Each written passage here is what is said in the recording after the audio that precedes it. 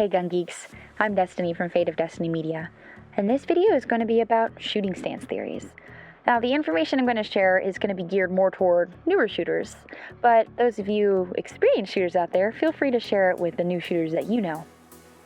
There are several components to shooting accurately, including sight picture, stance, grip, trigger pull, and even breath management. Because people have been shooting firearms for hundreds of years, there's no shortage of techniques recommended to improve a shooter's marksmanship. But this video is going to focus on some of the more popular theories about stance. One thing that's going to be common for each style is that there are some variations from shooter to shooter, even with the most commonly practiced stances. But I'll get more into that later. But first, I'll introduce the stances that I'm going to cover in this video. Isosceles, Weaver, Modified Weaver, also called Champan, and Natural, Isosceles. History. The origin of this stance isn't well known because it's been used for so long. However, it was popularized through its use by professional competition shooters Rob Latham and Brian Enos of IPSC and USPSA shooting success, as they rose to fame during the 80s and 90s.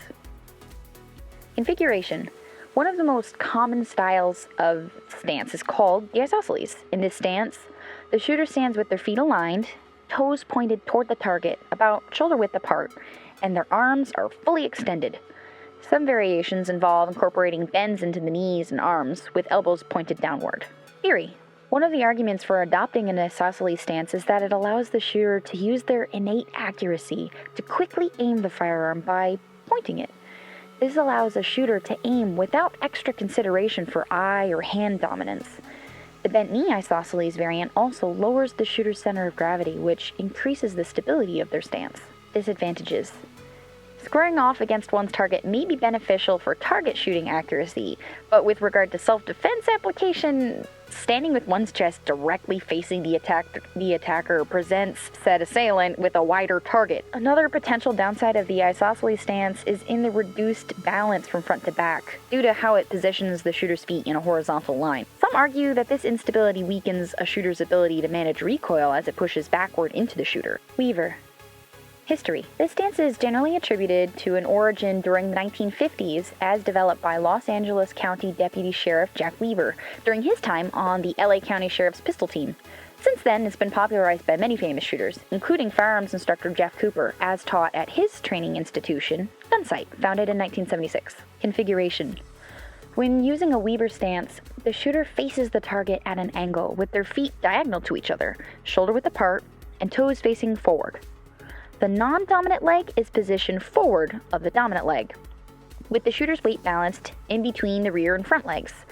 An adage associated with this shooting style is nose over toes, which helps to ensure that the shooter isn't leaning backward. The arms are bent, with the firing arm slightly straighter than the supporting arm, and the elbows of both arms pointed downward.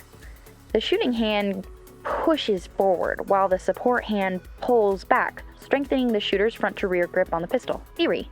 By angling one's body at a target, the shooter presents a smaller silhouette for their attacker, and as such, this stance is commonly recommended by many self-defense shooting instructors. Also, by staggering the position of the shooter's feet, they have stability on both front to back and side to side planes. Disadvantages. One of the most notable disadvantages to the Weaver stance is for cross-dominant shooters. For those whose dominant eye is opposite their dominant hand, example, left eye dominant and right hand dominant, which is my case, then the shooter has to crane their head over to their dominant hand shoulder in order to align the sights with their dominant eye. It's somewhat more awkward and challenging to get consistent sight alignment. Modified Weaver, or Champan. History. This style was pioneered by another California competition shooter, Ray Champan. Its use spread through Chapman's instruction in his own firearms training institution, the Chapman Academy of Practical Shooting, founded in 1979. Configuration. The Modified Weaver, as one might expect, greatly resembles the Weaver stance. In fact, the only difference is in the positioning of the arms. With the Modified Weaver, the shooting arm is fully extended, with the support arm bent, elbow pointed downward. Theory. The difference between the Weaver and the modified Weaver addresses the issue for cross-dominance by allowing the shooter to use their shooting arm as a, quote, stock, by forming a cheek weld on their upper arm, which allows for improved sight alignment for cross-dominant shooters. There is also an argument that having the firing arm extended allows the shooter to better resist the force of recoil, and that bent support arm is supposed to allow for improved aim stability when using that push-pull grip component of the stance than either both arms bent approach of the Weaver or the both arms straight approach of the Isosceles. Disadvantages. There are some who disagree with the upper arm cheek weld solution for cross-dominant shooters. Their argument is generally that the need for the shooter to adjust their head over their firing shoulder adds undue stress to the shoulder's neck muscles, and anytime the body is forced in an unnatural position, aim can be impaired, stability decreased, and the shooter fatigues quicker when shooting for long periods of time. Natural. History. This style goes by several other names, including tactical or fighting stance. It's kind of a newer development taught by such instructors as Brandon LeBoeuf of Nollotalk Firearms Training and others. Configuration. The natural stance is, just as it sounds, the shooter positions themselves in whatever way feels most natural and stable to them. This style of shooting stance is broad and may include variations of the stances that I mentioned before. Theory. When a shooter adopts a stance in shooting practice that comes naturally to them, they won't have to think about aligning their body properly if they find themselves in a shooting self-defense situation. Another reason espoused by the natural stance school of thought is that an ideal shooting stance is subjective. A position that may work well for one shooter may not apply universally to other shooters. Disadvantages. Because the natural stance is more of a stance theory than a specific technique, the variations can differ greatly. Application. This introduction to shooting stance theories doesn't discuss all of the possible stances and all of their respective advantages and disadvantages, but hopefully it provides some insight into finding what the right stance is for you. But when evaluating different stances to adopt, you may want to consider your shooting application.